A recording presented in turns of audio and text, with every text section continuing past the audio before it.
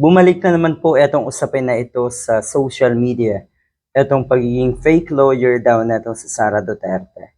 At syempre, naandyan yung mga taga-suporta niyan para ipagtanggol. Marunong pala kayong mag-fact check. O ay bakit ngayon nyo lang ginagawa? Kung ang apektado na ng fake news ay si Sara Duterte. So hindi daw totoo. Ito daw ay serious allegation na walang pruweba. Walang proof.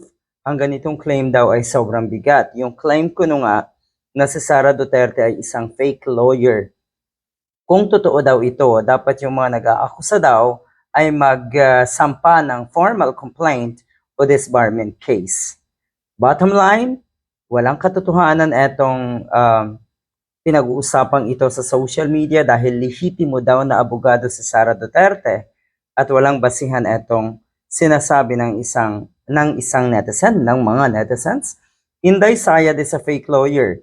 She passed the bar because she worked in a law firm whose principal partner was the bar examiner when she took the bar. Lahat sa mga dutae ay fake. Puro fake news, nabubuhay sa kasinungalingan ang mga dutae, ang mga Duterte. Siguro, sige, yung pagiging lawyer niya, given, sige, totoong lawyer, pero totoo yung sinasabi niya on the latter part na nabubuhay sa kasinungalingan ang mga Duterte. At yung kanilang mga taga-suporta ay alam din nila na pawang kasinungalingan ang kanilang pinaniniwalaan tungkol sa mga Duterte. Pero bakit tuwang-tuwa pa rin sila? Kasi baluktot na ang kaisipan ng mga yan. Akala nila yung kahanga-hanga, yung mga mamamatay tao, kriminal, tarantado, winawalang hiya sila at higit sa lahat, nabubuhay sa kadiliman at kasinungalingan. Yan yung iniisip nila na kahanga-hanga. No. Ang sinasabi naman ng mga netizens, it still doesn't change the fact dahil she never acts like one, like a real lawyer. Salamat daw sa fact check.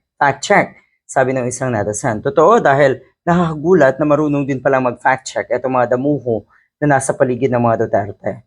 Walang bahid na kung ano-ano. Nice one.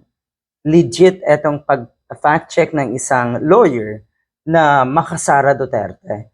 Pero sa actions and how she speaks, mukhang hindi talaga abogado. Though di mabuting mag-judge, pero totoo, nakikita ng marami na hindi kilos abogado at hindi level ng utak ng isang abogado. Kasiraan sa propesyon ng isang Sara Duterte. Kasiraan sa pagiging or sa propesyon ng mga abogasya etong sa Sara Duterte. Yan yung tinutumbok ng mga kababayan natin.